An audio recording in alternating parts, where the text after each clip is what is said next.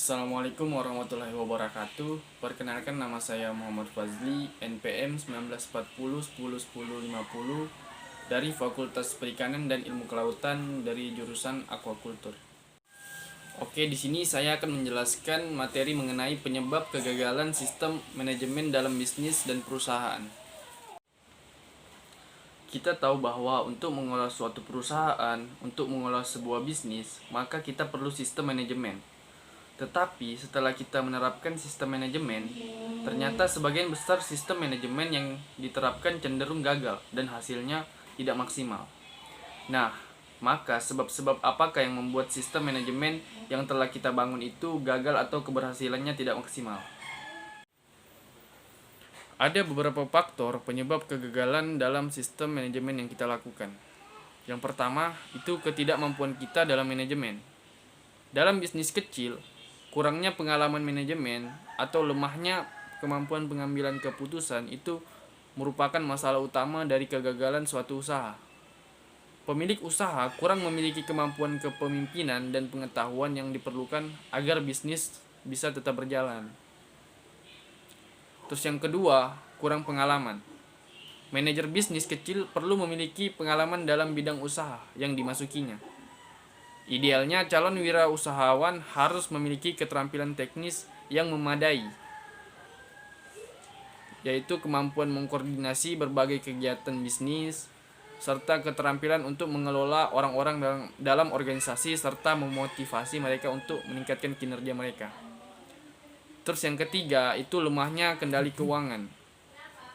Kunci dari keberhasilan bisnis adalah adanya kendali keuangan yang baik.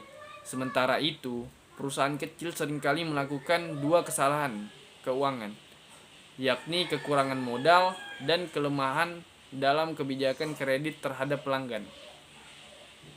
Terus yang keempat, gagal mengembangkan perencanaan yang strategis. Tanpa memiliki suatu strategi yang didefinisikan dengan jelas, sebuah bisnis tidak memiliki dasar yang berkesinambungan untuk menciptakan dan memelihara keunggulan bersaing di pasar. Terus yang kelima, pertumbuhan tidak terkendali. Pertumbuhan merupakan sesuatu alamiah, sehat dan didambakan oleh semua perusahaan. Namun demikian, pertumbuhan haruslah terencana dan terkendali. Hal itu dikarenakan cenderung meningkatnya berbagai masalah dengan berkembangnya perusahaan sehingga manajer harus belajar menangani masalah-masalah tersebut. Yang keenam, itu lokasi yang buruk. Pemilihan lokasi yang tepat harus dipilih berdasarkan penelitian, pengamatan, dan perencanaan.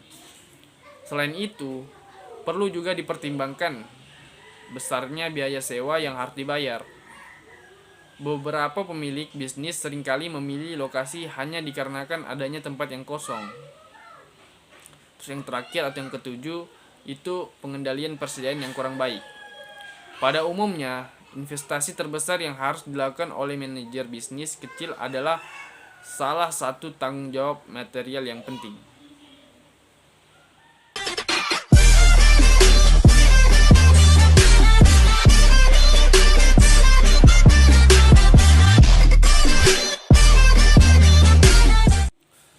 Nah, inilah faktor utama kegagalan dalam penerapan sistem manajemen perusahaan dalam mengelola bisnis dan usahanya. Maka dari itu, kalau kita menerapkan sistem manajemen, maka perhatikanlah sebab kegagalan ini sehingga kita nanti punya sistem manajemen yang bisa mengelola perusahaan menjadi efektif dan efisien dan kinerja perusahaan menjadi lebih baik. Oke, sekian materi yang dapat saya sampaikan. Lebih dan kurangnya saya mohon maaf. Wassalamualaikum warahmatullahi wabarakatuh.